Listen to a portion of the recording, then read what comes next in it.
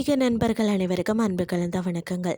இன்றைக்கு நாங்கள் ஆன்மீகம் சம்மந்தமான பதிவில் பார்த்தீங்கன்னா, சிவனும் விஷ்ணுவும் இணைந்த ஒரு அதிசயம் திருநெல்வேலி கெட்வெல் ஆஞ்சநேயரை பற்றி தான் நம்ம இன்றைக்கு பார்க்க போகிறோம். திருநெல்வேலின்னு சொன்னாலே பார்த்தீங்கன்னா நெல்லியப்பர் தான் நினைவுக்கு வருவார்.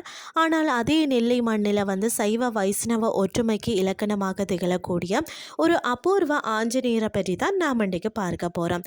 லிங்க வடிவ ஆஞ்சநேயர்னு சொல்லுவாங்கங்க. ஒரு தெய்வீக அதிசயம், அதாவது இந்த தலத்தில் மிக முக்கியமான விசேஷமே ஆஞ்சநேயரின் திருவுருவம் தான்.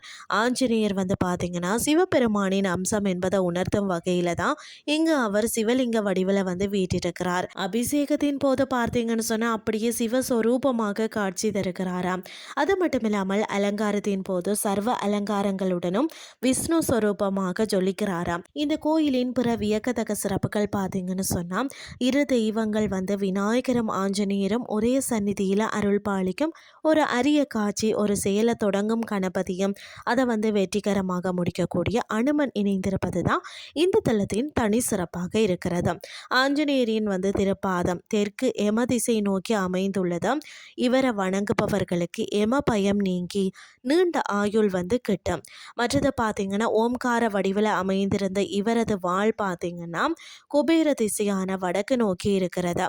வாளின் நுனியில நவக்கிரகங்கள் அடக்கம்.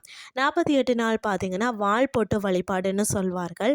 இவருடைய வாளின் ஆரம்பத்தில் பொட்டு வைக்க தொடங்கி 48 நாட்கள் தொடர்ந்து பொட்டு வைத்து நுனியில் முடித்தால் நீங்கள் நினைத்த காரியம் அப்படியே நடக்கும் என்பது பக்தர்களின் அசைக்க முடியாத நம்பிக்கை.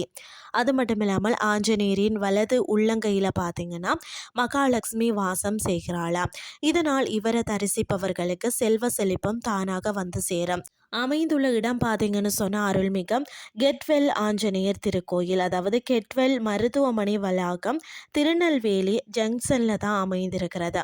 கல்வி, வீரம், செல்வம் என அனைத்தும் தரக்கூடிய இந்த அதிசய ஆஞ்சநேயரை ஒரு முறையாவது தரிசிச்சுட்டு வாருங்கள்னு சொல்லி கூறிக்கொண்டு இன்றைய ஆன்மீகம் சார்ந்த பதிவை நிறைவு செய்து கொள்கிறேன். இதே மாதிரி மற்றொரு ஆன்மீகம் சார்ந்த பதிவோடு உங்களை சந்திக்கிறேன். நன்றி.